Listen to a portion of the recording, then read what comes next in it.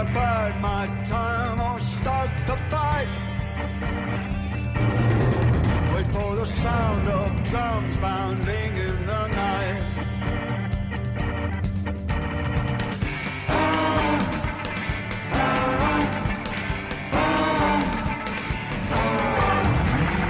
Sit down for a spell.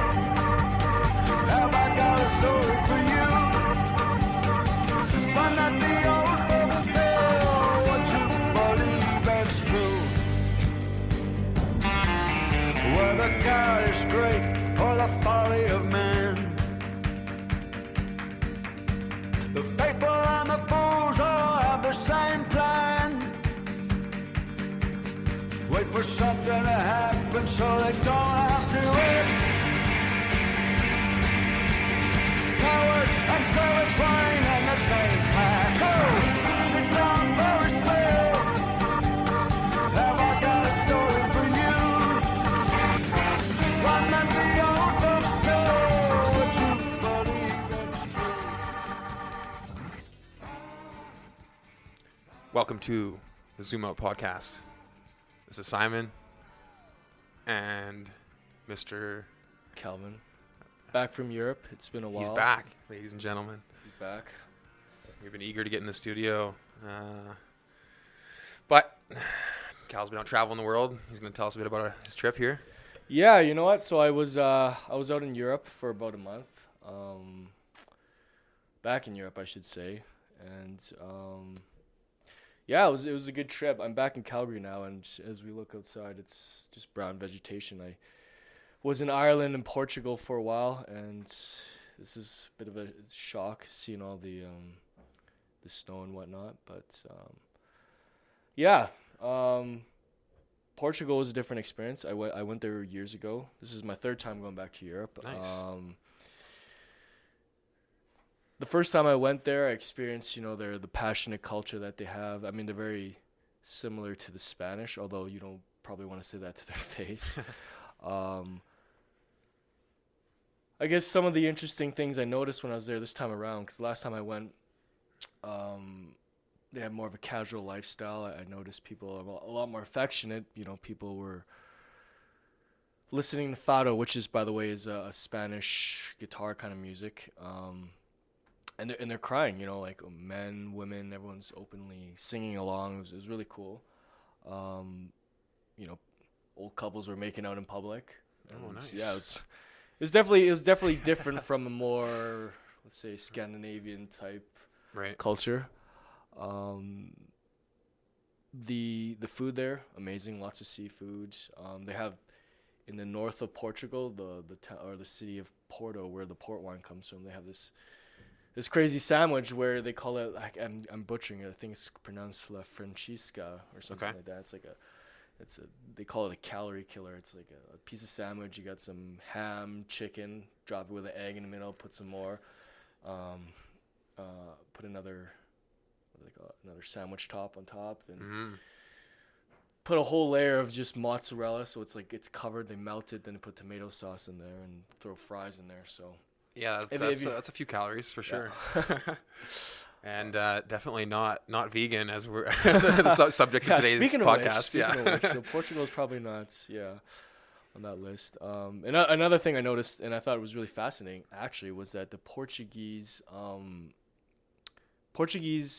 sounds Portuguese in Portugal. Sorry, because there's Portuguese in Brazil. They speak a different, I guess, with a different accent. But Portuguese actually sounds a lot like Russian. Interesting. And I don't know, I didn't notice this the first time around, but it sounds so similar to Russian that both native Portuguese and Russian, say, visitors, sometimes from a distance will actually confuse the other person. Okay. Even native speakers of both languages. Sorry. Can they communicate at all, or is it? No, they okay. can't. Yeah, okay. It's just the way they, just like, I guess. Similar roots to the language, like same way you'd see like Germanic and English having. A similar I don't think so. I didn't really delve into that. I don't think so, because Portuguese is actually quite different from Spanish too, because they evolved separately from the Spanish. They had their own little area, and that's Right. why most people were wondering, well, why don't the Spanish, if Portugal and Spain are similar, like why didn't the Spanish just like take over? They were because they were on the little peninsula. There was, I guess, a strong culture and community that developed before the Spanish identity even came along. So that's why they're quite different. Yeah, and then I went to Spain for a bit. I love Spain. Spain's still one of my favorite countries. I had to visit Sevilla, or Seville, as they pronounce it here. It's a very romantic city. But it was taken over by the Moors. Like a significant part of Spain was conquered by the Moors and held for many years. So there's a lot of exotic, say, dishes, and you start to understand where the Spanish culture and where their music even came from was actually the Moorish influence, and that Moorish Islamic influence carried on. The Spanish made their own distinction. Now, when they went over to the Americas, then you get the Latin American culture that kind of transitioned from over there. So I thought it was, I do love the city quite a lot. They have a lot of tapas, good food. Flamenco dancing, actually, I think either started there or is very prevalent there. So I saw some dancers out there. Very dope. Yeah, and the last leg of my trip, I was in Ireland, which I love. My sister lives there right now. She works in the aviation finance industry, and some of my few observations I thought were interesting. First and foremost was that Canadians, we get a lot of flack for saying sorry. And in Ireland, they say that about as twice as much as we do. Oh, really? Everyone's apologizing all the time, which I think is nice. I mean, you might have different thoughts on it, but no, I have no problem with being known as the polite Canadians. Like, it's a good quality to be known for. People are super friendly in Ireland. So you got your tan on the first part of your trip. Yeah. And I lost a little bit on the cold Isles. I would say that. So I spend a significant time in Dublin, and I've been to London before too, and I know in the West, or I should say North America, we have kind of a romanticization of the British. I found that the British are more on the tail end of on that part of their culture. Oh, absolutely. I don't want to pick on them too much, but well, they've been doing pretty well for a long time. They can handle the rise, and jab or two. they're on the. Can't remember the book, as well as the rise and fall of the British Empire, which was fascinating. But the Irish, they're on the up end of their culture. They're having a cultural revolution. The food is going through like a foodie cultural revolution. Yeah, it doesn't take much to have better food than the Brits. So, but yeah, that's interesting. Yeah. And I guess the last point I thought was really fascinating was Belfast. Okay. So I don't know if you know anything about Northern Ireland at all. A lot of us don't, because we always, just assume the Irish hate the British, blah, blah, blah. The Republic of Ireland split from the UK in the early 1900s. So Dublin and most of Ireland, I would say 3/4 of Ireland, have been separated for quite a while, developed their own, system, and they're kind of comfortable in it now. But the part that stayed on was Northern Ireland, and so you have Belfast. And the fascinating part was that, so you've heard of all the recent IRAs, that kind of. I know a bit about it, like Bloody Sunday, that kind of thing. Yeah. So that actually had nothing to do with Dublin. For the most part, Dublin and the rest of Ireland stayed out of that. That was all concentrated within Northern Ireland, and you had the Catholics and the Protestants. Right. Yeah. That were fighting specifically in just Northern Ireland, and all that craziness was isolated to a very small area. Oh, okay. And so you would drive along. They have this giant wall. So initially, when you get into Belfast, there's not. It seems like any other city. To be honest, it's quite unimpressive. But then I took this what they call black cab tour, and they started pointing out different things. And as you notice, there's a lot more walls. There's barbed wire. There's a barbed wire fence around a school. Oh, wow. Yeah, like with little children playing in there, and it was to keep people out. It was just some of the things that you don't think. They're still having there's high ongoing tensions. Like you go into the Protestant side, they're very, they tend to be a little bit more militant and right-winged. So that mentality is still somewhat alive and well. Yeah, absolutely. Wow. And yeah, I mean, they are in, I guess, a stage of peace right now. But I know this will be the last thing, but one of the things I thought was most fascinating was on the other side of the wall, and this wall had, paintings of other walls, like say the wall, Trump's wall, and like the wall between Israel and Palestine. So this wall is a very large, significant wall. But on the other side of the wall, on the Protestant side, they have these even further right wings group of people. They would call themselves the Orangemen. Okay. And they consider themselves descendants of the Dutch, I believe, but they consider themselves British, not Irish. It's a strange distinction. You don't have to really fixate on it. It's really quite confusing. But the interesting part was that these Orangemen support the KKK. Yeah. So there's some Nazi ideology, kind of like earlier you were talking about the barbed wire and stuff. It kind of reminded me of South Africa and apartheid. Oh, and that there's some ties to Nazi-esque ideology there. So maybe some. You'd probably see a lot of parallels. I'll tell you that much. And Interesting. because like I said, these Orangemen, the color orange actually comes from the Dutch, and South Africa was a Dutch colony. Mm-hmm. But the most fascinating part, so these Orangemen openly supported the KKK. They therefore openly supported the Nazi flag. So you have their flag, you have the Nazi flag, you have the KKK flag. But the most fascinating part, next to the Nazi flag, was the flag of the State of Israel. So they support Nazi Germany or Nazism and Israel. Okay. And here's a reason why they support Israel is because of the whole, how the Christian right loves to associate with the State of Israel, and because the Catholics on the other side support freeing Palestine. Yes, yeah. They therefore have to support Israel. So it's just hilarious that they have a Nazi flag and the State of Israel. Well, exactly. It's like so many things to say there. I mean, where to begin? But I guess I could just summarize by saying the world's a wacky place. There's some wacky people out there with some wacky friggin' beliefs. Like, yeah, it was. I thought it was the most fascinating. If anyone ever makes no idea that there was that. Like, I knew about the the militant Catholic population there, and I knew it was still somewhat active, and that that there's obviously bad blood there in the same way you'd see bad blood in the Middle East between Israel and Palestine. But wow, no, I didn't realize that was happening in the UK. Yeah, it's quite bizarre.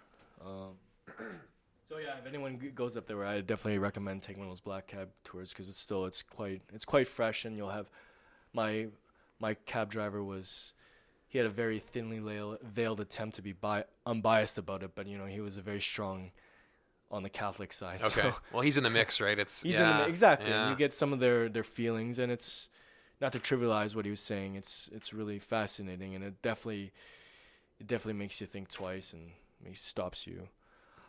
But yeah, I guess we should get to the meat of what we wanted to talk about today. So. Sure. Yeah. So I've been itching to talk about our topic for today for quite a while. Animal rights and the overlap between that and veganism. So a bit of a heavier topic, and I think we both want to. Before we get too into it, just to let everyone know that, yeah, it's controversial, and I am the first to acknowledge that I may have some controversial views, maybe some minority views. I'm not a vegan, but I'm almost vegan, and I'm after watching this video that we're going to watch here, I've basically committed to veganism in totality. So essentially what I thought of this idea, I watched this video yesterday, in the framing behind this video, it's just a short 3-minute video on YouTube. It was this vegan activist on YouTube was, every year around Halloween, he says, "Oh, come watch the scariest movie ever made." And it's kind of I view it as a bit of a low, like a unfair way of trapping people into watching what clickbaity, yeah, but honestly, it's the reason it's important, and the reason I don't have as much of a problem with it is because I believe that we should know what's going on behind the scenes in terms of the products that we purchase and these industries that we support, Right. and the implications of and the downstream effects of the products that we purchase. So I'm a little scared. yeah, and that wasn't the intention. So I just I thought it was a good way to start this discussion because, as I said, I think it's important for people to know what they're supporting, and we'll get into this in a few minutes here. But I think that Let's be real. You want to see me twitch a little bit. I want to see everyone twitch on this subject because the real victims of animal agriculture are the animals. So any bit of discomfort and any bit of suffering that we may experience in our dietary choices or products we purchase, I don't see as I see it as kind of collateral damage and maybe not as important in the scheme of things. And I do think that most people, including yourself, including the vast majority of people in the world, would agree that animal cruelty is wrong. But there's an inherent contradiction there in Right. that the products that they purchase are directly or indirectly contributing to animal cruelty. So I want to make a quick disclaimer before you pigeonhole Simon. I know he's saying some of these are controversial, but I mean, I think we can all agree that animal cruelty is wrong, and he's here to kind of straighten some of the preconceptions. But I mean, he works in the agricultural industry, in different avenues, so he knows what he's talking about. It's not just some I don't want to be a stereotype here, but if someone's thinking, oh, Simon came in here wearing his peace, love, his hat and he's wearing his hippie clothing, it's not. He's formulated these opinions doing the research. He's given it some thought, and before you write off veganism, and because I'm personally not a vegan, I'm not even a vegetarian. Animal rights is not a subject that, to be quite honest with you, has come across my mind very often. So I'm excited to hear what he's got to say about it, and yeah. All right, let's get into it. Shit. So yeah, video. we're gonna just cue this up, and we'll leave the podcast running. It's like I said, it's only a few minutes, so Okay. you may or may not be able to hear what's going on, but we're gonna get Cal's reaction after. Like I said, I watched this yesterday, and yeah, we'll start the discussion based on Cal's reaction to this video. So let's do it.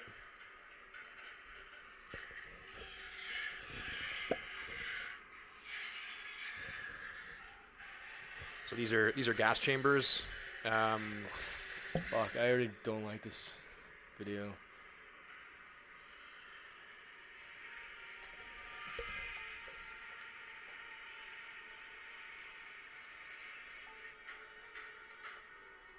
And it's important to know that this is common practice in all slaughterhouses in the Western world.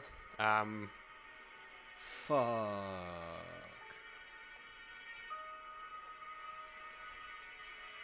That guy's just batting that head around like a tetherball. That's So these are live chicks. So male chicks can't produce eggs. So they are, a day after birth, they're incinerated alive. why though? Like where? Because What are they doing with that meat? They don't do anything with the meat. That's.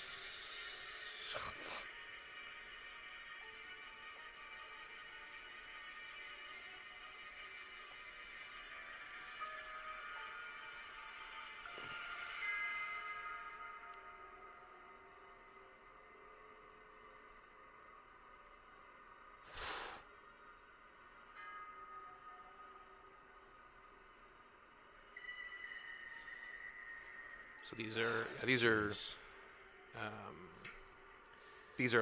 adult chickens, and now we're going into the cows. Generally, they use bolt guns, but then they'll then slit the throat. Jeez.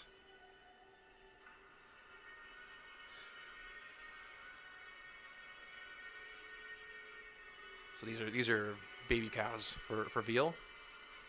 Fuck.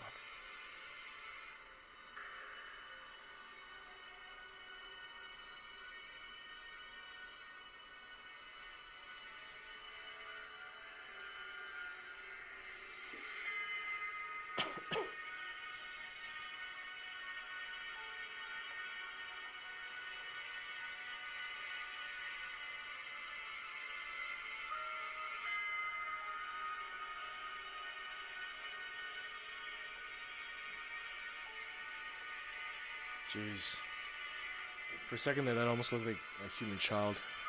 Just the way it's Well, struggling. and it's a good comparison in terms of the sentience and the intelligence level. You're looking at a 3 or 4 year old human being and their ability to feel emotion, connection to their family.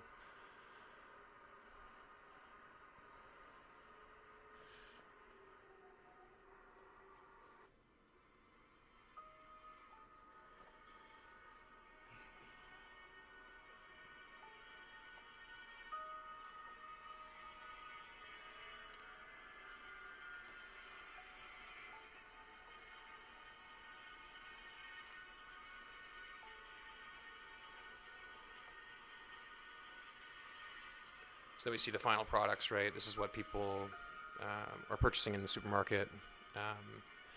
Very different, right? Very, very, very disconnected from the process. Wow. Oops. Let's close this out here. So yeah, it's pretty heavy stuff. Wow. Yeah, you know what? I mean, the music was a little unnecessary. I know they're trying to scare. I wouldn't say that's scary. It's more heartbreaking. Grotesque. Yeah, it's and heartbreaking. absolutely. I think that's.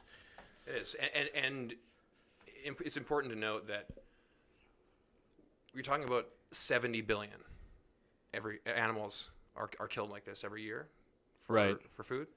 So the numbers are even beyond comprehension, right?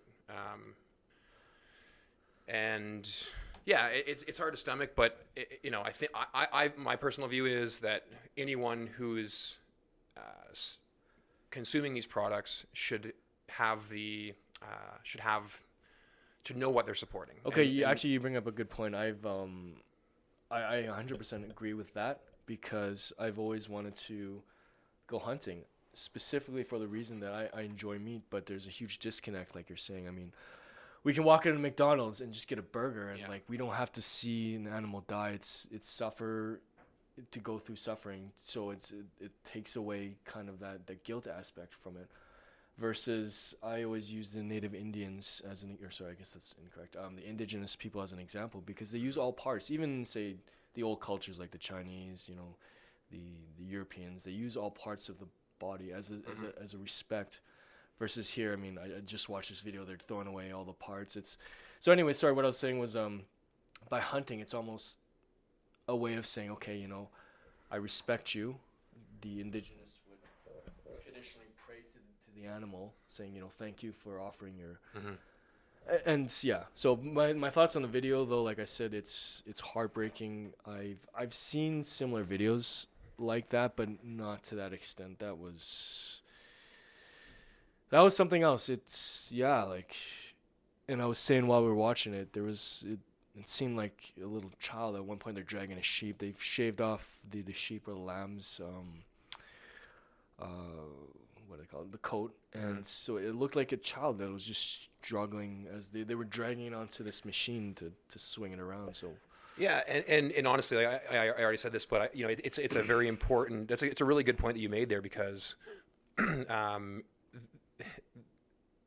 We obviously place such a high value on human life, but if we knew that people were subjecting humans to this type of treatment, right? That's a horror show. That's a horror show, regardless. Sure. But what convinced me that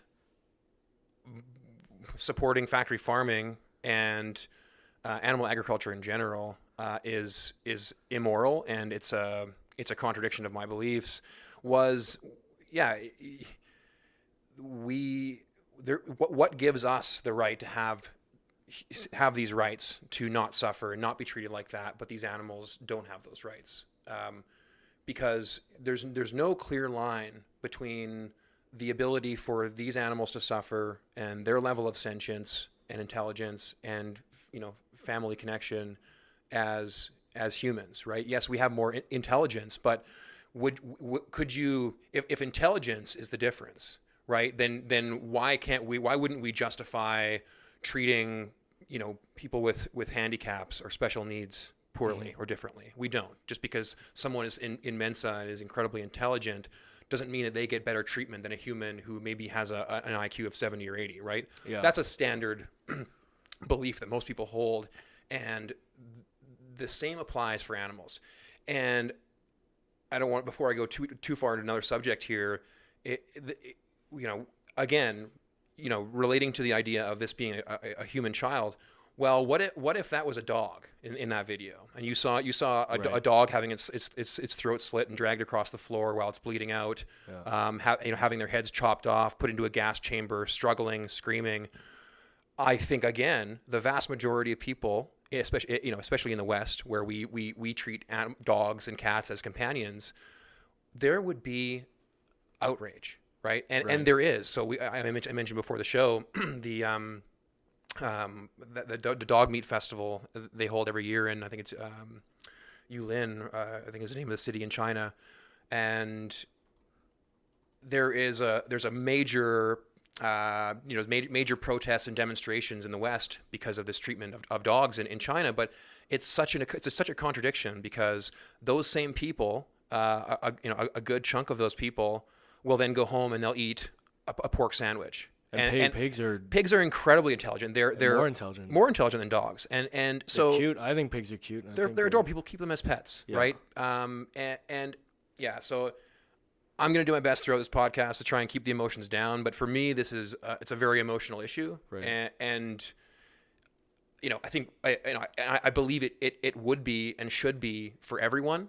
It's just we're so separated from this process that we can turn our heads away from it, and like you said, we can go into McDonald's, grab this finished product, eat this burger or this steak, and we're not really. So that's why I don't blame people, right? I believe that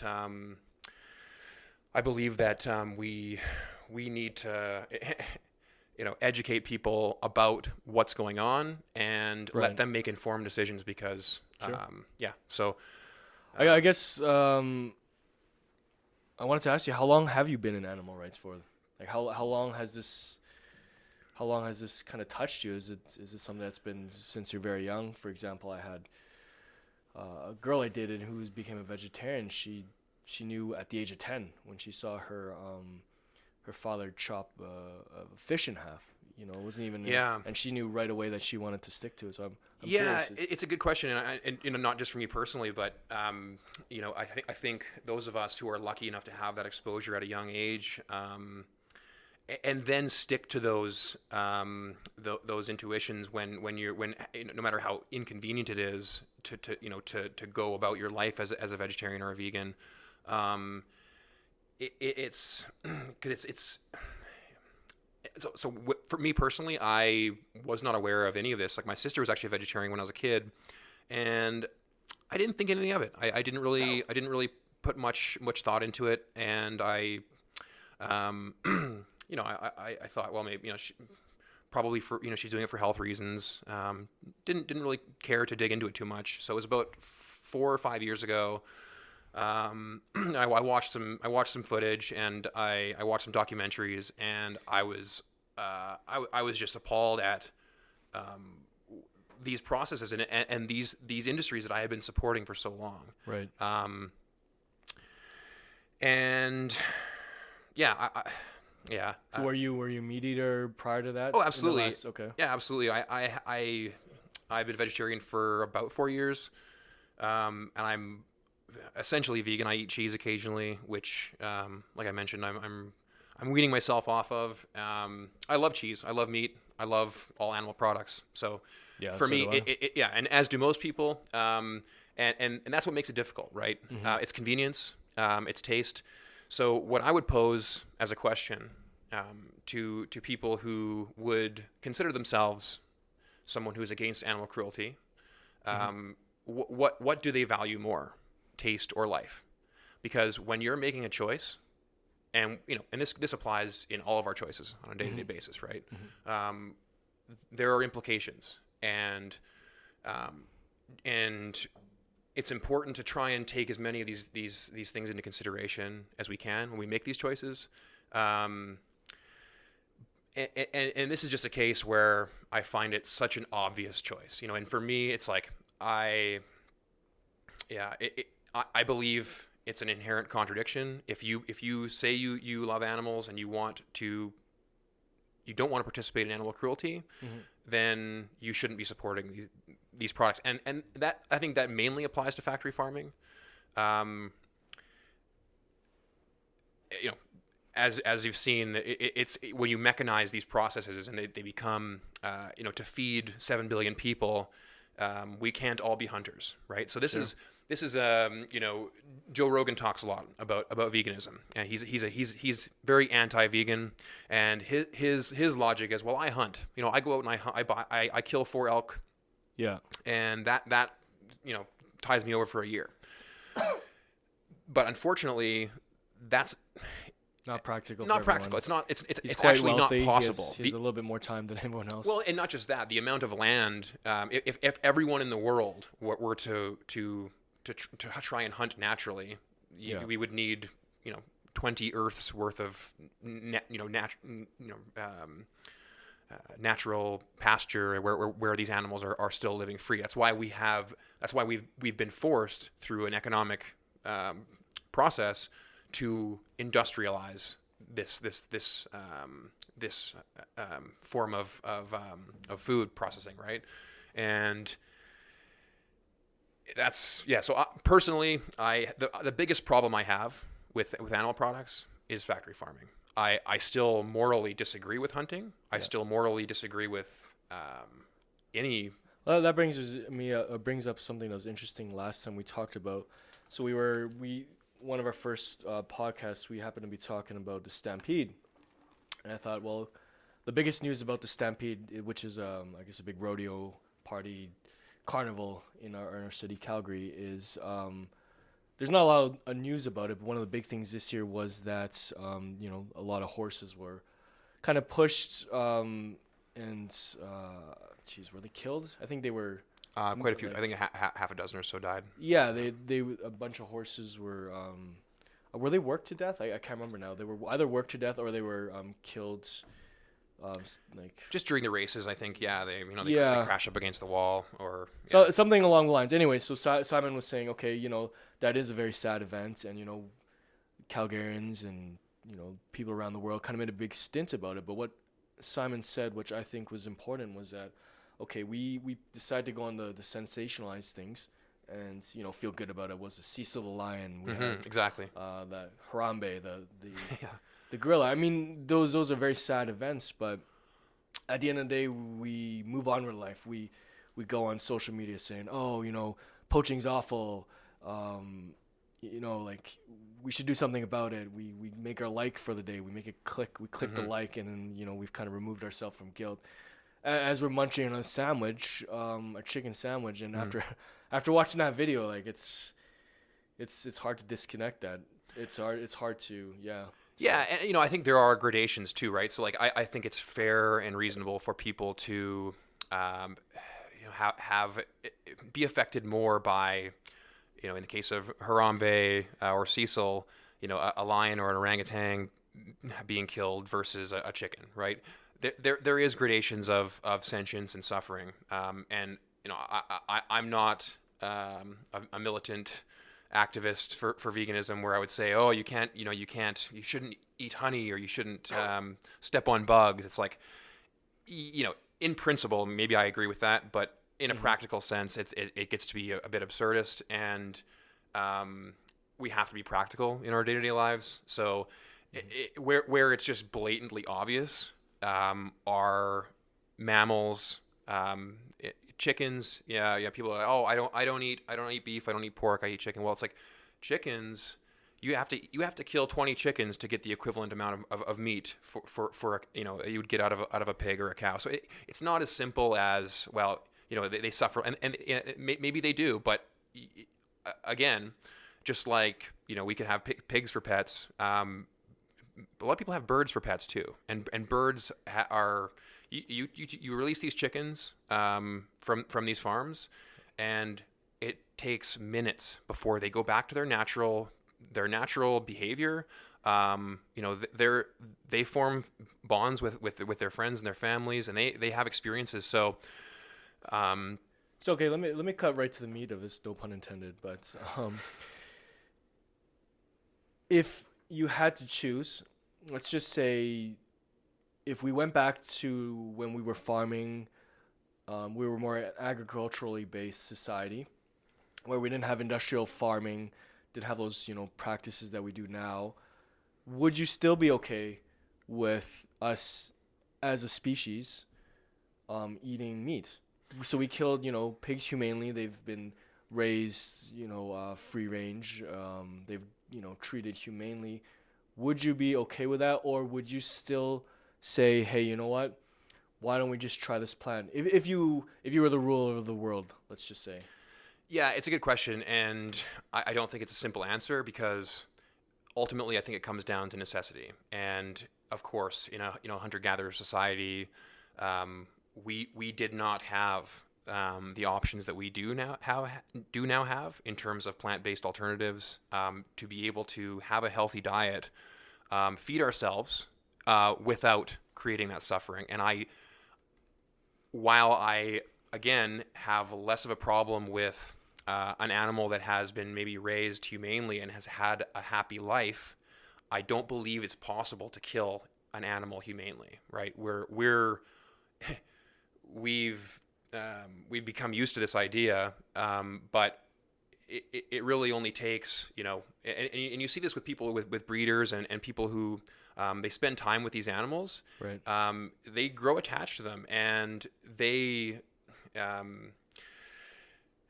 it's so I would just say that where we are today in today's society, we don't need to eat animals. Okay, so that's where it becomes a very simple, absolutely not. I'll admit that was a bit of a leading question. The only reason I wanted to bring that up was because as I was doing a little bit of research too into this, I found out there's actually a bit of a distinction between animal rights and animal welfare, where animal rights would be saying, well, let's give animals, certain animals or all animals, the rights that human beings have, like, for example, not to suffer and whatnot.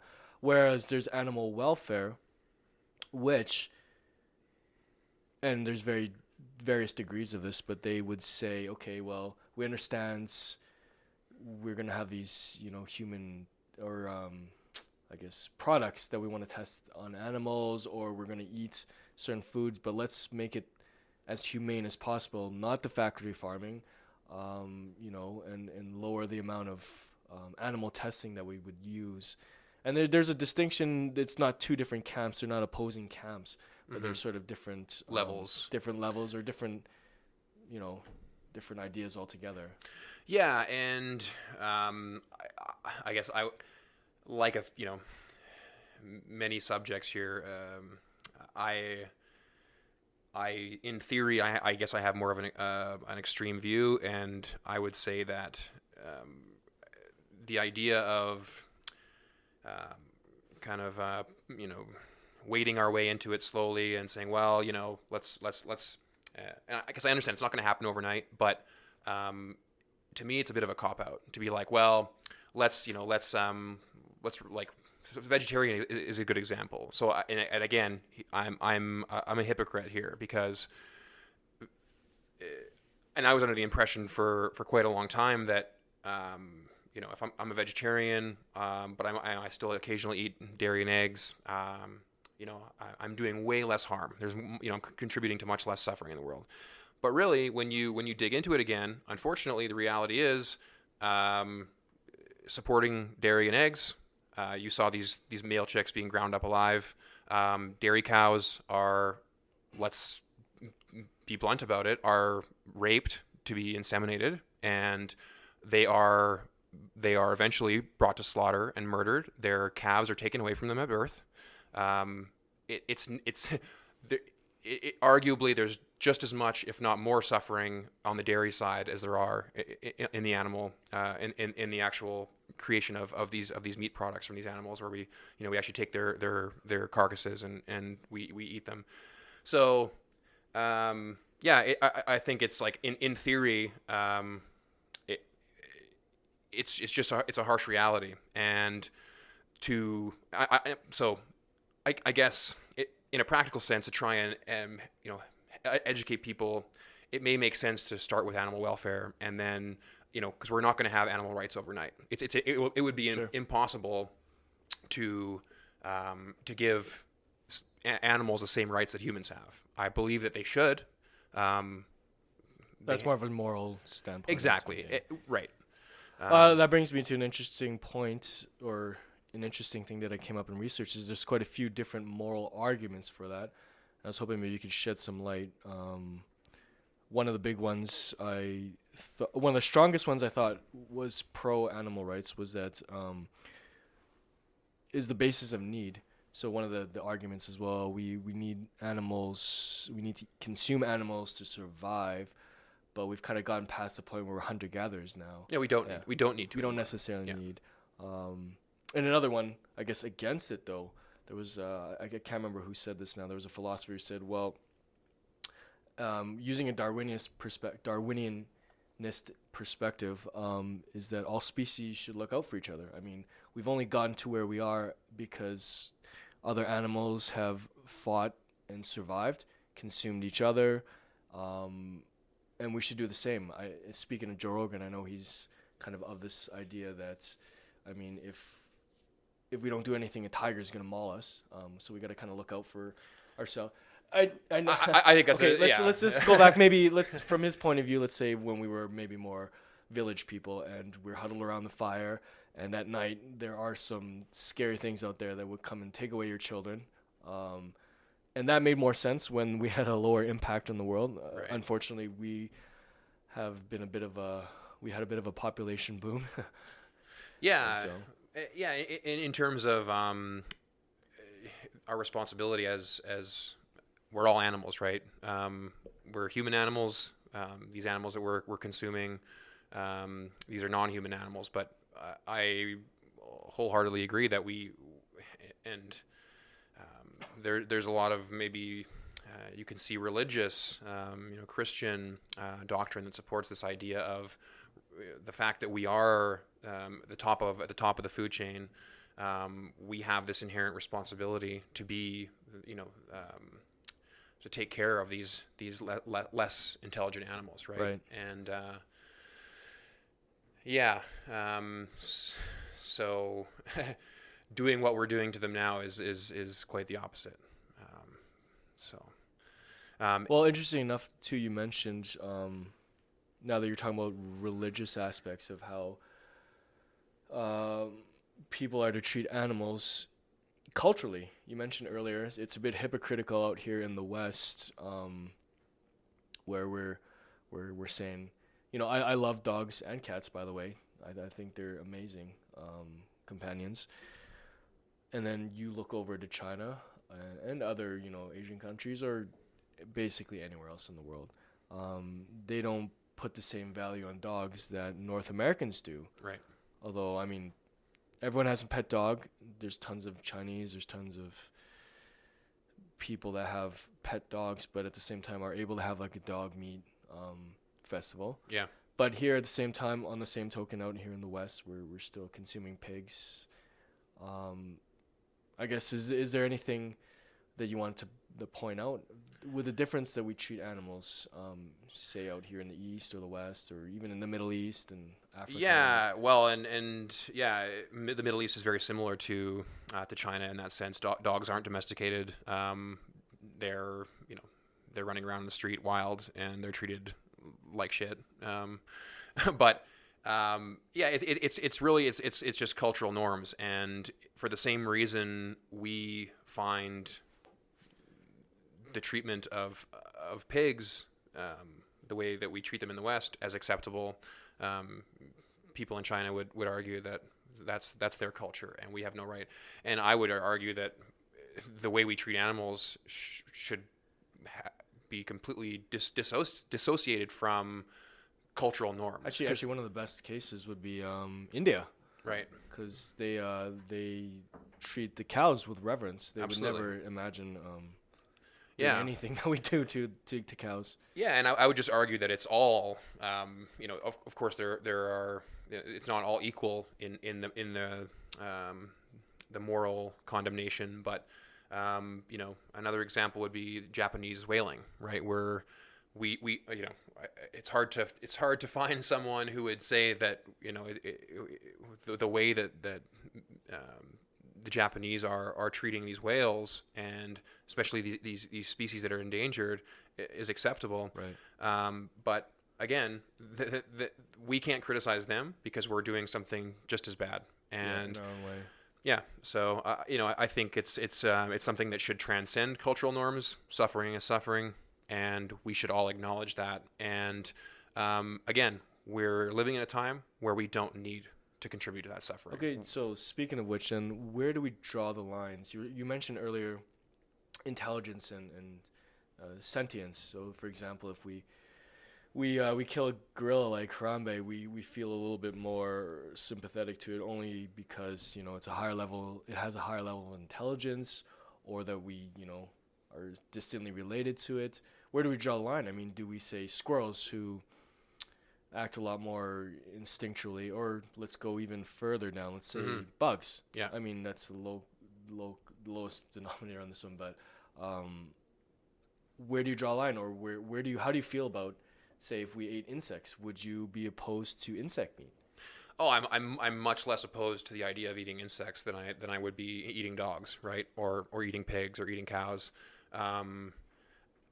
Again, in theory, I would say that it's probably unnecessary, and again, the Association of Dietetics, it's one of the biggest groups of researchers in the world. I think it's over 1,000 nutrition scientists have published peer-reviewed journals citing that it's absolutely possible at all levels of life, from infancy to old age, to obtain the nutritional requirements that we need from a plant-based diet.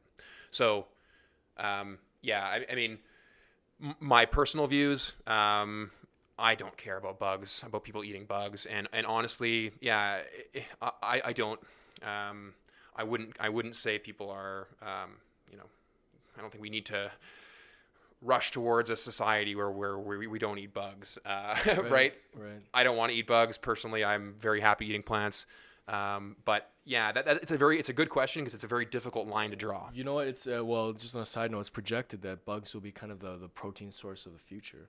Yeah, because for economic reasons and for population growth reasons, animal agriculture in its current form, it's not sustainable, and you see. The middle class in countries like India and China are growing like crazy, and they want to have access to so for example, I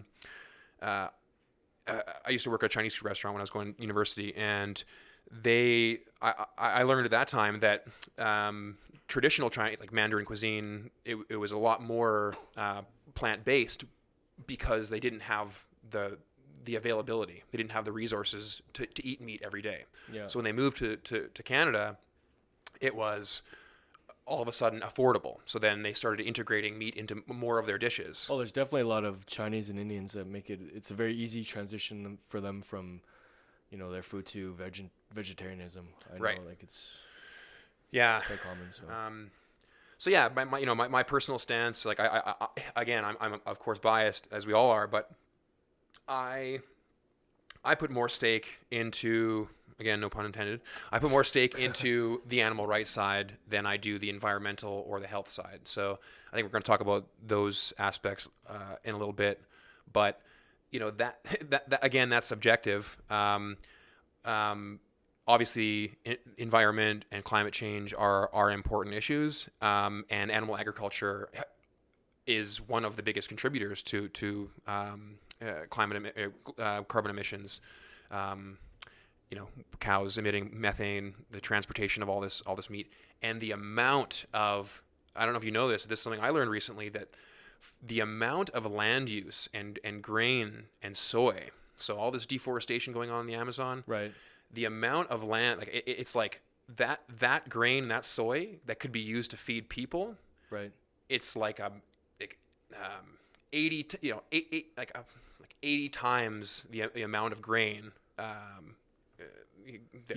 You use this to feed animals. to feed animals. Oh, animal feed. Oh, interesting. Yeah, let alone the water use. Like for one steak or one burger, I think it's like 8,000 on liters top of of water. having to produce animals, all the carbon footprint it takes going alongside raising animals, and on top of that, we are using all this agricultural space just to feed them. Exactly, and that's that's a much more succinct way of putting it. And so exactly, so there are moral and ethical reasons on the environmental side and on the health side. For me, for whatever reason, it's not as much of a priority. For me, what tugs on my heartstrings is the treatment of the animals. Mm-hmm. So that's kind of where I get my motivation from, and what really pushes me towards staying away from these products. And kind of this being the Zoom Out podcast, I think a really interesting perspective. And again, this was kind of an epiphany for me recently, looking at this in kind of a zoomed out way. I believe to my core that this the state of animal agriculture and the state of the treatment of animals in today's day and age will be looked back upon in the near or distant future in the same way we look back on slavery or other.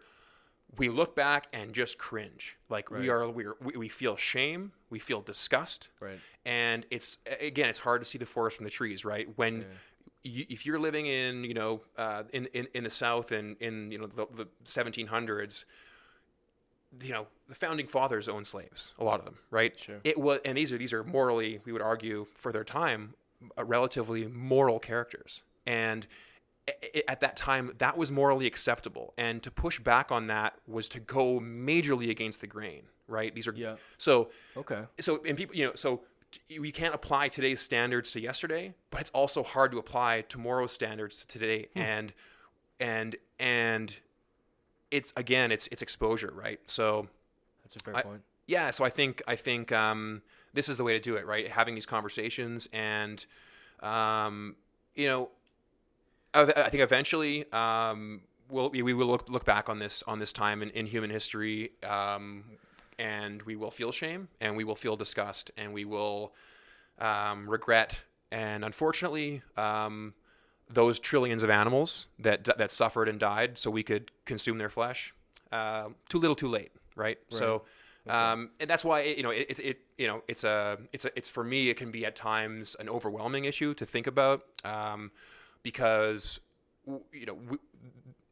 just like trying to I don't know if you ever saw 70 or whatever, 40 Years a Slave with Yeah, so the Brad Pitt character, right? He's a Canadian coming down to America, and he's like, "What are you guys doing?" Like, for him, it's probably somebody in that context who may be able to see that objectively and try and make that change. It's impossible, right? So it can be overwhelming, I think. Well, not to pick on Americans, but I mean the rest of the world, even say Europeans, they tend to be a little bit more. I mean, I'm sure they do factory farming as well. I know it's big in the UK and whatnot, but if you live, they still tend to live a little bit more holistically. I mean, to various degrees. But when everyone kind of looks at America and the way and we're an extension of America as far as the farming goes. Our slate's not too clean, but the way they're eating burgers and the way they consume things, we can be a little third party. We can be a little objective and saying, wow, that's quite bizarre seeing people just consume the amount of food they consume. I mean, when I go down to the States, you ask for a combo for a medium drink, and what we would call a medium drink here in Canada is to them a small. So I was asking for regular, and they would have this giant sized Coke. I said, "Oh no, I ordered just a regular. I don't need this much to drink." They're like, "No, this is the medium pop," and this is the medium soda, and their burgers were just enormous. I thought, it's excessive, and the excessive consumption of meat. So again, I from a theoretical perspective, I wish we could stop this overnight. Sure. I understand that's not going to happen. So baby steps, and for a lot of people, that means just reducing their meat consumption, right? So instead of eating meat 3 times a day, try and eat meat once a day. Try and eat meat once or twice a week. And honestly, again, as someone who has always loved meat, always loved dairy and animal products, for the last 4 years, I haven't missed it. Like occasionally I do miss it, but it's so easy to find amazing, nutritious, healthy, plant-based foods, and you feel better after when you eat it. You don't feel like crap. I mean, there are some vegan foods that'll put you in a coma, but ultimately, Well, yeah, okay, that does bring a good question. Do you have any specific advice? I mean, so you're saying maybe either wean yourself off of meat, or even if you're a staunch meat eater, perhaps have 1 day a week. Would that be a fair exactly. negotiation? Meatless Mondays, absolutely. Sure. And, because I understand that there's a practical thing there, and convenience, it's a thing. So I spend a lot of time on the road for work, and when I'm cooking at home, it's no problem. I have no problem eating vegan. But when I'm traveling, I'm eating at a restaurant. It's very, very difficult. So there's workarounds. I drink smoothies in the morning. It's easy for a smoothie to be vegan. And for some people, not for me personally, but for some people, meat substitutes are good, right? So that way they can keep the texture, they can keep the kind of the composition of their meal, but get some veggie ground round. It's amazing. How do you feel about Beyond Meat? That's sort of a big thing now. I love it. I personally don't enjoy the taste of it that much, but I support it, and I'm so happy that it's becoming mainstream because and it's doing well. It's very successful, and that just gives me hope. And honestly, like a good example, like my dad, he's a big meat eater, and classic meat and potatoes, boomer generation stuff.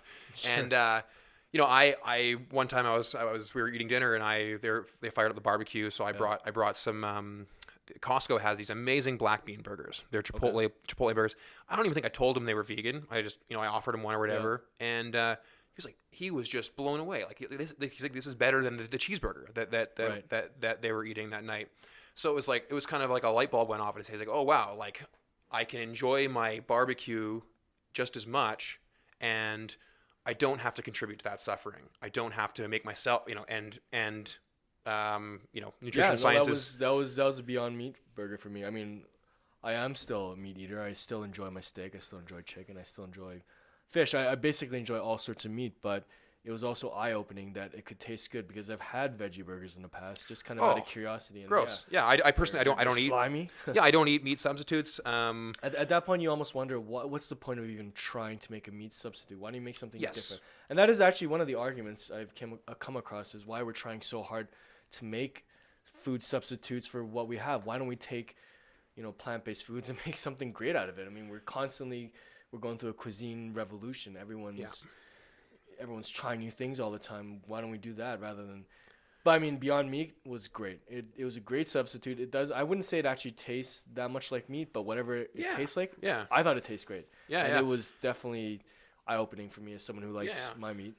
So. Yeah, and to each their own. And what for me, as just coming from the side of these animals who are the real victims here, I don't care, which route people get to get there. I just want people to stop eating meat and animal products. So, if that's meat substitutes, whatever. But I'll tell you, like, I've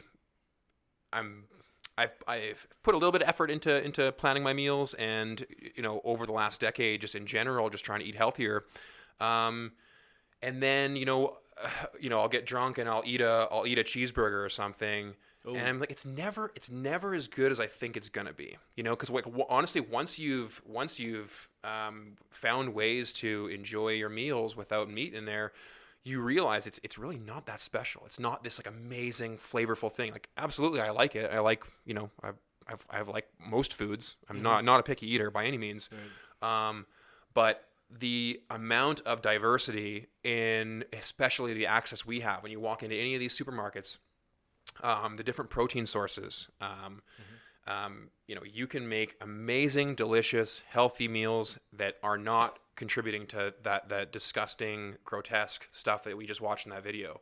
You can feel good in multiple ways. You can feel good morally, you can feel good health-wise, environmentally, and you can still enjoy yourself. You can still enjoy case in point, when me and Simon first linked up to try to flesh out this podcast a bit, he ordered this curry pizza. I didn't even realize, by the way, Simon was a vegetarian at the time. He said, "Hey man, are you cool with curry pizza?" I said, "Yeah, sure, why not?" And his curry pizza was unreal. Like it was amazing. I don't want to say he tricked me into it, but yeah, he tricked me into eating a vegetarian dish, and I enjoyed the hell out of it. It just goes to show, right? And that's just one example. So yeah, in terms of advice for people who are considering moving towards more of a plant-based diet, just we have all these resources now. We have all in terms of access in supermarkets, but also in terms of access to recipes. And you go on YouTube, search up vegan recipes. It's there's tons and tons of information out there. And you don't have to sacrifice anything. You don't have to sacrifice your taste. You don't have to spend any more money. Yeah, in some cases, vegan products are more expensive, but also meat's generally one of the most expensive things in a supermarket. Sure. So you can save money, save your health, save the environment, and to me, most importantly, save the animals. It's unnecessary. So okay, well, why don't we take a break here? I think when we come back, we wanted to talk a little bit more of the extreme groups like PETA and definitely, yeah. So let's take a break.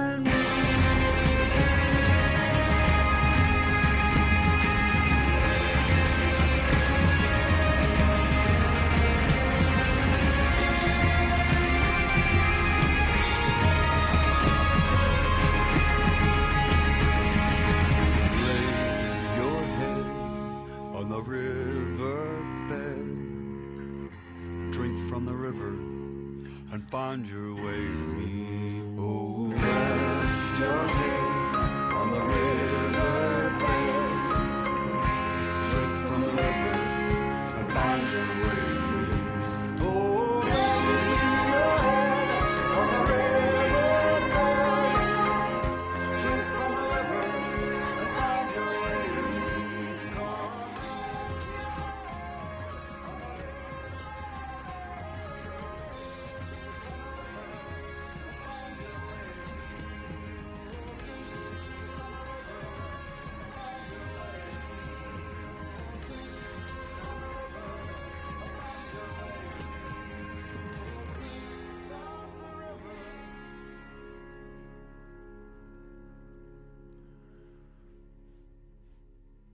And we are back on the Zoom Out podcast, Back. talking So- about animal rights, veganism, controversial, intense topics, but Yeah. important topics. You know, Important we're it It's seems to be coming- kind it's of a coming in trending the thing right forefront. now, I mean, like you were saying, there's a yeah. parallel with the environment. You know, there's a lot more cautious, thought on that, and animal rights, animal welfare, veganism. They kind of go hand in hand with that. But one of the things I wanted to talk about was sort of some of the extreme groups. As we've talked about many times on our podcast, one of the things we try to do is combat extremist views and kind of look things from a moderate sense. And one of the documentaries that I watched was it was a Vice News documentary on this group called DXE, which stands for Direct Action Everywhere. I know the acronym doesn't quite fit. Right. It doesn't, but it's Direct Action Everywhere. It's DXE, and it was founded by this a Chinese lawyer. It's an extreme. I guess they would describe themselves. Well, people would describe them as an extreme animal protection group. And he's a Chinese lawyer, and he uses state laws and a huge group of activists to stage protests and what they call let's see here, it's Disruptions. disruptions. Yeah, they do the Yeah. disruptions, but they're not quite as extreme as PETA and Greenpeace. But so they do what they call open rescues. I think one of the big things is they do open rescues. So they would go into places that are known or that are suspected to treat animals in a negative way, and they would go in and try to rescue the animals. Other than that, though, they're non-violent. But so in the documentary, it basically follows them as they go to this farmer's land, and this group led by this lawyer, sort of storm his land, and they use the laws against him or I shouldn't say they don't twist it and they don't necessarily abuse it, but there's gray area in law as far as especially animal treatment. For example, if you suspect animals are being treated cruelly, like as someone treating a dog inhumanely, you could kind of go on the property to check out. There's certain and this is in the States, bear in mind.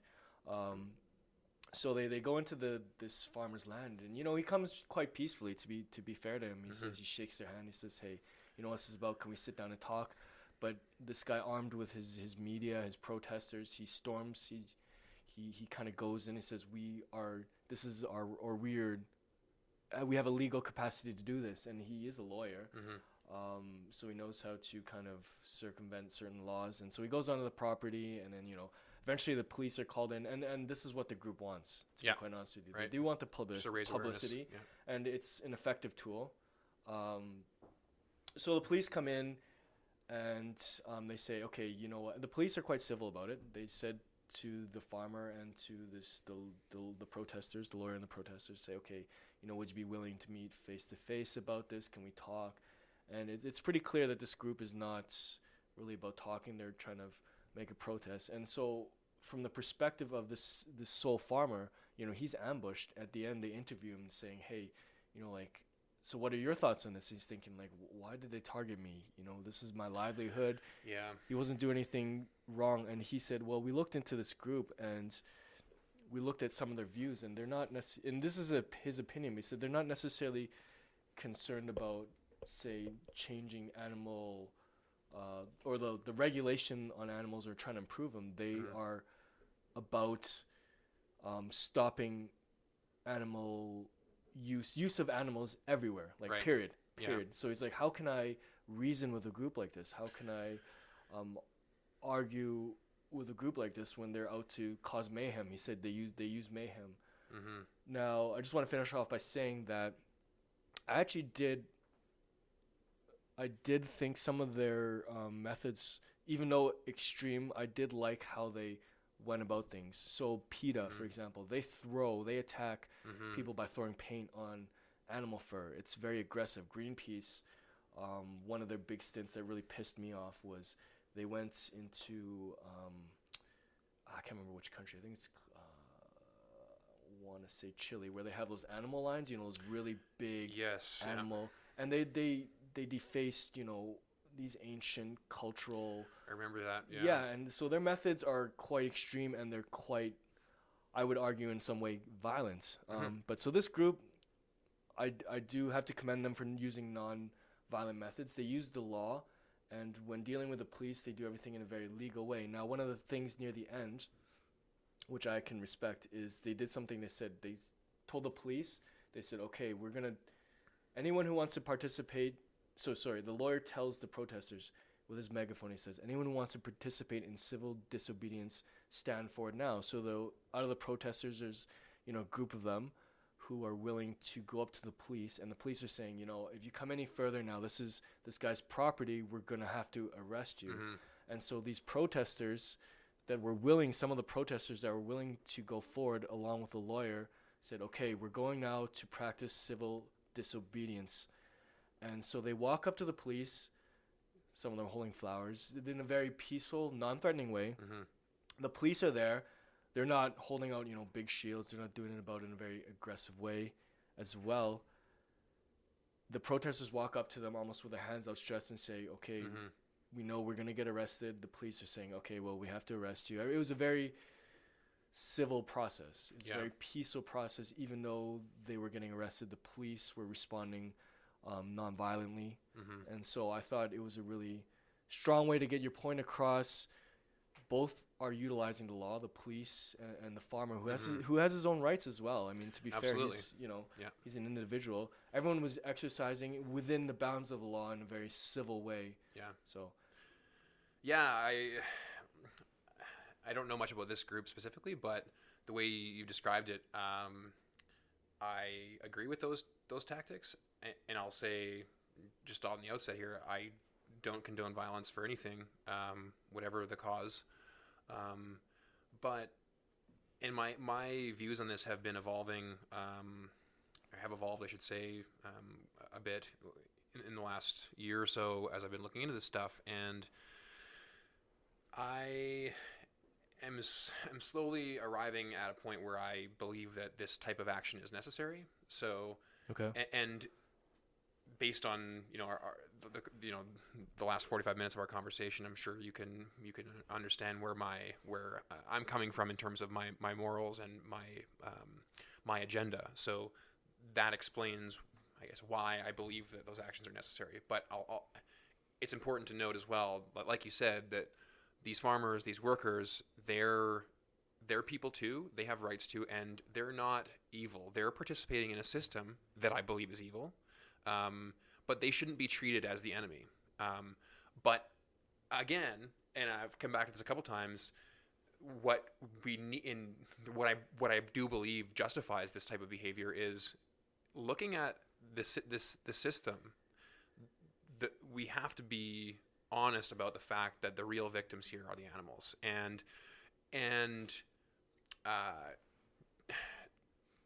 if direct action like civil disobedience, disruptions aren't taken, then nothing changes, right? So any form of social justice, any form of civil rights, right? For whether it's for people of different races, whether it's for people of different sexual orientations, these fights come with a struggle. It doesn't happen through a friendly handshake and a conversation, and then overnight, all of a sudden, slaves are emancipated. Jim Crow is overturned. I'm going to be a bit of a contrarian though, but the opposite can happen as well. I'm not saying Yes. that, but just going back to the extreme, extremist views on both sides, left, right, veganism. So you're saying it can turn people off of the movement because Well, of the there's extreme. definitely that, but also, you're just saying that sometimes it requires some extreme actions to push things forward, like you're saying slavery. But non-violent, Yeah, non-violent extreme but- actions. Yeah, I'm glad you brought that up too, because and I'd love to hear your thoughts about PETA. But these extreme groups, I find, are actually separating the rift with people that may have been on the fence, so I think most of the majority, like you mentioned, the majority of human beings are actually for animal rights. Mhm. No one wants to see an animal suffer unless you have a little bit of sociopathic or Yeah, exactly. those kind of tendencies, but they just don't know what goes on behind the scenes, like that video you showed me. It's not something that they know how it impacts their daily life. For example, like makeup, I know makeup. I don't know if they do it anymore, but makeup used to be tested quite frequently on animals, and that was, a bit of an issue. But my issue with groups like PETA or people that use extreme views or methods, even DXE to a certain extent, they only alienate people because it makes the regular people. I consider myself more of the regular people. Up until now, I didn't know as much until you educated me a little bit.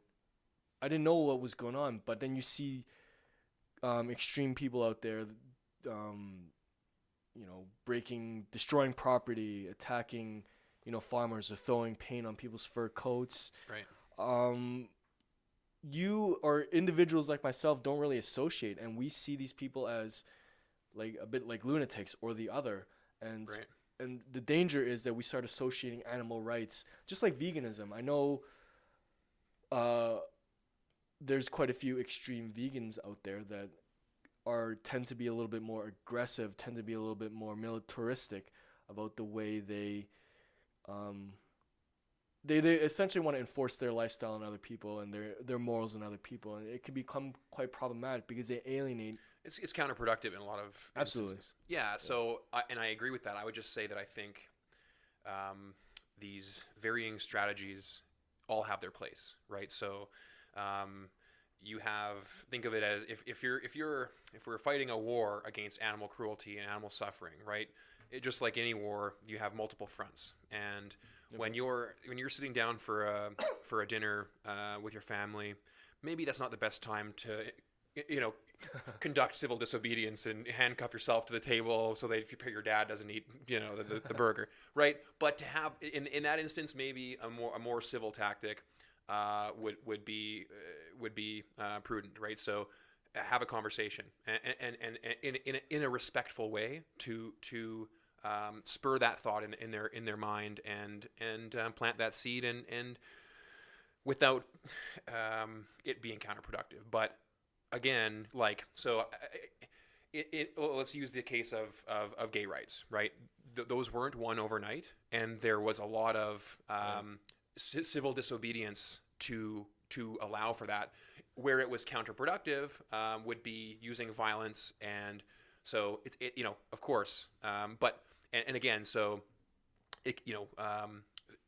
in the context of 2019, we talk about social justice warriors and the progressive left, right, or the regressive left. I would argue that's a perfect example and an analogous example of where we can have the right intentions, but go a little bit too far in trying to apply them, and in so doing, cause damage to the movement, Right. right? So, So when it comes to a farmer, a dairy farmer who, for all intents and purposes, they're making their living, they're providing a commodity. I don't view them as the enemy. They exist in a supply and demand economy. So just like any other commodity, there's only a supply where there's a demand. Okay. So you can ask, who directed that disgusting, heartbreaking film that we just watched? Yeah. We did. We all, as consumers who drive a demand for these products, created that. Oh, So, I see. Yeah. So we're responsible by creating demand. Absolutely, and that so ultimately we have to phase these industries out of existence. There's no need for people to lose their jobs. It's going to happen as a natural, slow transition, anyways. So other jobs in the food production industry will be created, and again, just because an industry exists, I think we've talked about this on prior podcasts, but just because an industry exists doesn't give it moral justification for existing, right? We used to have child slave labor in our factories, right? And at that time there was maybe this is a good example. There was a major capital investment required to overhaul those machines because they were all built for children, right? They were built for our children to operate them. So you can make the argument, well, you're putting us out of business because you're making us, invest in new machinery for adults. And of course, it's absurd looking at it, historically. It's like, well, clearly that was wrong, right? So you can apply that same logic now. Clearly what we're doing is wrong. And we need to find ways to transition away from these things, in a sustainable, healthy way. I think as a bit of a call to action to my vegetarian friends, I was telling Simon outside that I dated a vegetarian for a while, and she was very non-threatening about it. She didn't impose her beliefs. She held very strong beliefs. She has very strong beliefs, but she didn't impose it on me. And just through the introduction of some of her cuisine, a bit of her lifestyle, like slowly introducing things, I was kind of able to get on board a little bit better. I was a little bit more accepting. Not to say I was fighting, veganism or vegetarianism and anything like that, but I'll tell you, it worked on me a lot better than you shouting in my face, man, you're harming animals. Or I know you showed me a video of this, but I would put it akin to, anti-abortion people running up to your face, say at college campuses on the street, throwing pictures of fetuses at you. That's generally not going to work. It might work for a few people, but shouting in people's faces isn't like the movies. No one's going to get suddenly convinced. You slowly introduce good food. You say, hey, I got this great dish. Her mom actually cooked this great, cauliflower casserole with cheese. Oh man, it was amazing. I still dream about it to this day. And it's like these kind of conversations that we have just over time, and I think that worked for me very well. And I think that's the case for most people. And again, for me, I it's not important to me what route is taken to get to that destination. And I would argue that in a practical sense, well, whatever route's going to get you there faster, I'm a proponent of. Like, whatever's going to help everyone consume less animal products. Yeah. Sure, I'm on board with that. But I do think that in some cases, it does require these acts of public disobedience where, it seems a little bit harsh, but unfortunately, again, to bring about some of these harder changes, it takes some more extreme measures. And as long as from a moral perspective, as long as there's no violence, I believe that it can be effective. And there's, I know there's a lot of pushback there because, people will, there's so much hate towards these eco-terrorists and these extreme activists, but it's like, yeah, I get it's uncomfortable. Okay, but so sorry, what would be like an example of one of these more extreme actions that you would be okay with? So a disruption, like you mentioned. I watched a really interesting video the other day where there was a slaughterhouse that in the middle of this residential area, and this protest, this group of protesters gathered, and they through nonviolent and maybe in some cases illegal, but by all measures non-harmful actions, right? So handcuffing themselves to the front gate of this facility so this truck of animals can't get in. obviously, the police are gonna cut this guy loose. They're gonna arrest him. They're gonna take him away. That's not the point. The point is to, like you said, to bring awareness to these issues and yeah, like I said, my views on this are still evolving. Okay, but so yeah, I'll be honest with you though. That again wouldn't change my mind if I saw that. To me, that would be like these guys they're just making a big stint about it. They're being loud, but not being loud in an effective way. I mean, you can scream over a loudspeaker and everyone's going to hear you, but did you get your point across?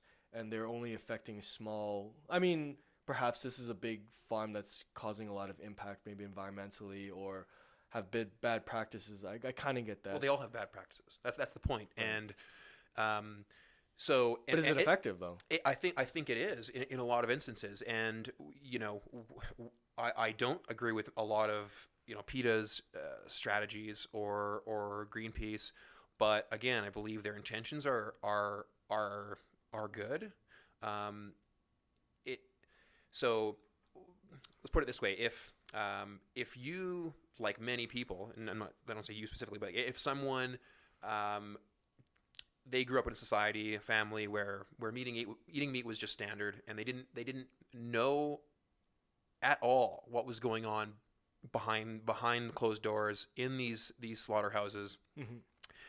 For them, maybe that's the seed. Maybe they drive by that protest one day, and yeah, it's annoying for them because they have to stop in the street because there's all these people, all these hippies with their flowers disrupting traffic, right? And it's like, oh, I'm 5 minutes late for work. Mm-hmm. But it's like, maybe that spurs them to start thinking about something that they haven't thought about, and thinking like, well, those people, they're a bit extreme, but why are they doing this? And when you talk to these people, maybe they have an opportunity while they're pulled over on the side of the road to talk to some of these people, and they realize, oh, these people they're not coming out here to harm, to disrupt people's everyday life, or maybe they are, but disrupt maybe not the best word, but maybe they don't have negative intentions, and right. They realize this is a person, and this person is out here to be a voice for the voiceless, to be a voice for these animals, and maybe then they go online and they watch a video like that. Yeah. Because honestly, like, it can happen like that. Like, for me, it was like I had no idea about this group of Dutch Nazi sympathizers in Ireland, right? Right. So that spurred my interest, and I'm very curious about that now. And hopefully that doesn't bring me on board with that ideology, but but maybe not the best example, but you know what I'm saying? Awareness. Awareness. And, it instantly went from overnight for me. It was overnight from living my life, eating animal products, enjoying them, not really giving it a second thought, to being like, holy shit, what am I contributing to right now? This is appalling, and I want nothing to do with this. And I want to do everything in my power to minimize that for these animals. So I guess that I would make that argument. Okay. And like I said, I think there are different tools for different applications. And again, don't condone violence for anything. But the violence you just watched on that video, that's going on every day in Calgary, in every city in this country, in every country in this world. That's violence, and that's going on towards non-human animals that have the ability and the desire to live and to have a family and to exist peacefully and not be so. And I'll say one more thing. That is just as grotesque as that video is. Mm-hmm. That's just the end of the suffering. That's almost a relief for these animals, because right. and again, the biggest problem I have with animal products is the factory farming, and the biggest problem with factory farming is the suffering that these animals endure on a daily basis. The end of their life is horrible and traumatic, but at least the suffering is over. If you look at the conditions that these animals live in, pigs and chickens in particular, it's just mind-boggling. They live on cement floors. They don't even give these animals straw because that costs money and resources. They're in these tiny pens where they can't move. It's the definition of torture and abuse. And if we were to see a human, or again, a dog or a cat in these circumstances, we would be outraged, as we should be. It is disgusting. And the fact that it's become mainstream and commonplace, it's just a tragedy, and I believe that to my core. To that point, and to the few vegetarian listeners we have left,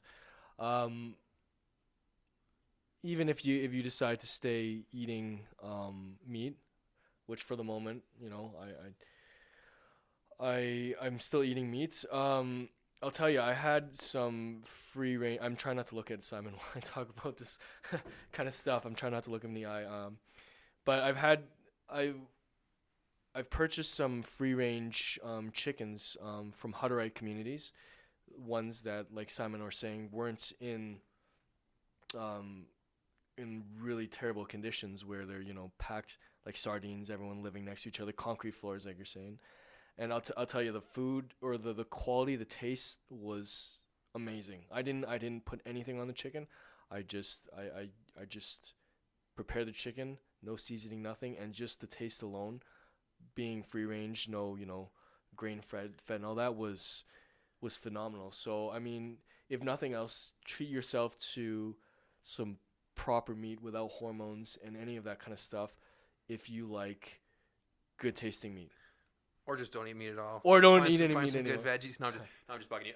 Well, no, and you make a good point. Like I said, I've slowly been converting, and I've slowly started and I'm a hypocrite on that. I'm not saying like I'm not at all. I'm just kind of, from my perspective, that's where my morality lines up. Maybe my actions aren't lined up with my morality. It's a work in progress for all of us. Right.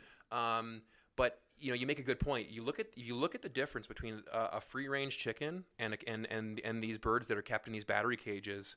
You wouldn't even recognize them as the same species. They're twice the size. They're colorful. They have energy. So what does that go to show you about the treatment in these factory farms? That they can look like that at the end, as opposed to living a normal life. Yeah. Well, I mean, it's the same way. Let's say picking vegetables to eat. Like if you see a sickly yellow, let's say a stalk of celery or cabbage that's kind of not so appealing, would you prefer to eat that or a healthy, head of lettuce? Obviously, the healthy head of lettuce. Excuse me. And so, why not the same for your meat? It's just making it very simple. Yeah. So, all right. Well, I think we've come to the end here. Thank you for sharing some of these thoughts. I know this is an important topic to you, and I definitely learned a lot. So, yeah, me as well. And yeah, I'm glad we were able to. We should also make a quick shout out to some of the artists. Oh yeah, we forgot to do that. Off the top, that was "Murder by Death." Kind of a badass. Dear name. Lord. Did you select that for this? I mean, I could have played some death metal. That song was called "The Curse of Elkhart," and then we heard "Lost River" off of their album "Bitter Drink, Bitter Moon." So yeah, we're trying to get in the habit of giving credit where credit is due for these awesome songs. So yeah, again, thanks for listening. And almost forgot. I guess we have to select a topic for next time. We do. Completely glazed over that. Shoot. We'll be back. We'll be back. Yeah, we'll be back.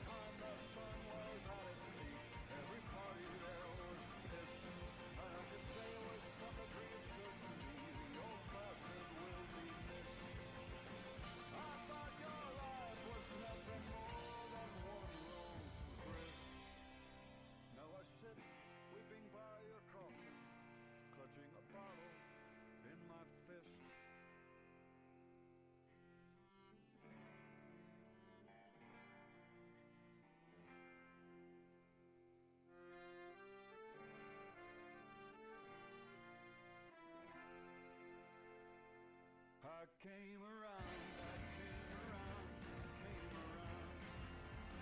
I came around, I came around, I came around. I came around, I came around, I came around. I came around, I came around, I came around. I came around, I came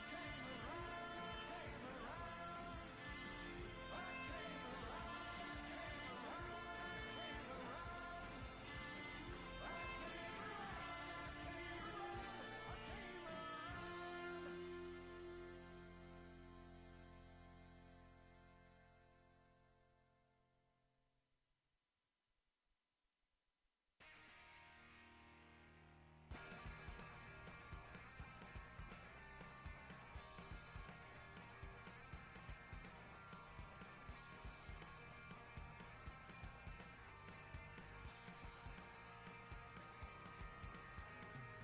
Just barely 20 with a slight frame and a hunger for something that I couldn't name.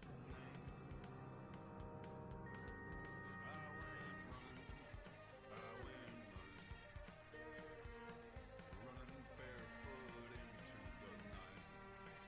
I got hair the color of a silkworm stream, the prettiest little thing that you ever did see. They come running, anything they can do, they clamor for me.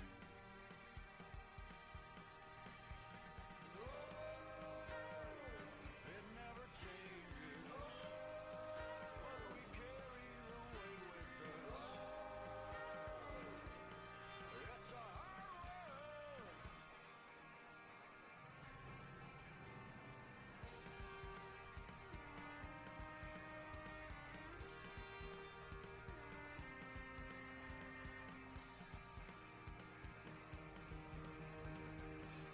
It all seems such a long time ago.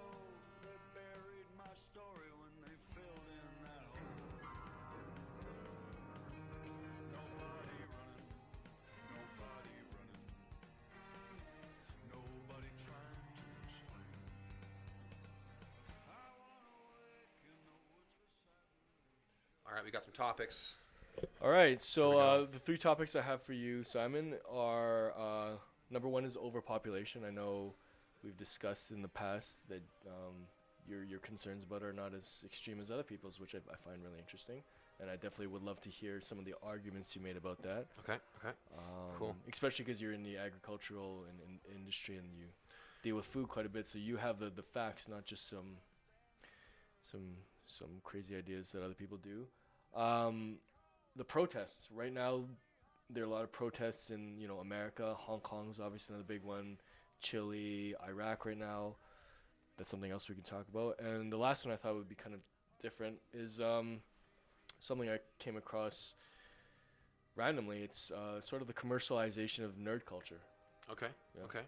And I know Interesting. some people argue for and against it. So Okay, I'll give you my just my quick general thoughts on them. I love the first one. Yeah, I think there's a lot of connected issues to that would be interesting to kind of delve into. For the second topic, did you mean just like general civil unrest, or is there a particular like type of protest? Like, 'cause I know we got like the oil price protests in France, and we got like.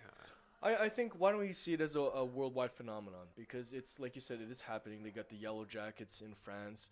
You got the Hong Kong protesters, the umbrella movements and all that. I think it's more of a kind of, maybe if we take it in a macro view versus the micro. I mean, obviously we'll have to tackle some of the micro issues as to why they are protesting, but maybe this could give a global picture as to how we're feeling as a global community or some of the things. And then lastly,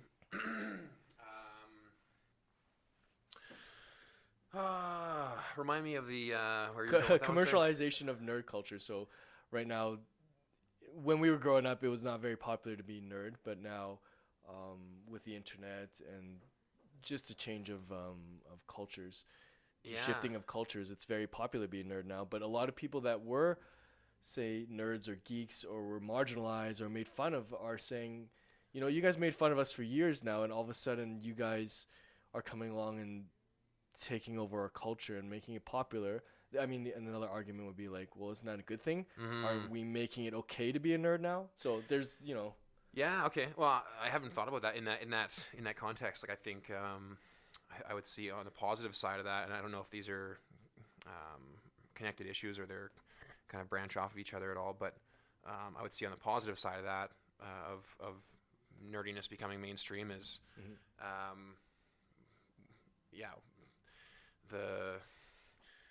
no, I'm kind of contradicting myself because I was just going to say the opposite on the other side. The pushback against masculinity, right? Because I think there's a correlation between nerdiness and a lack of masculinity, in some sense. But I think obviously there's a tech component there as well, and I'm a pretty nerdy guy, so. You know, can't hate on nerds too much, but I do have some strong feelings towards the war on masculinity right now. We're seeing in our Western meta right now. So I will definitely, if I had to choose, I'm going to write that down, by the way, the war on masculinity. That might be a good topic for. Yeah. I think we could either devote an episode to that on its own, or maybe have that as a subset of the. I don't know how much that overlaps with the idea of. I'm just giving myself topics because I seem to run out of them all the time. No, I'm just trying to just brainstorming as to what that concept makes me think about, but.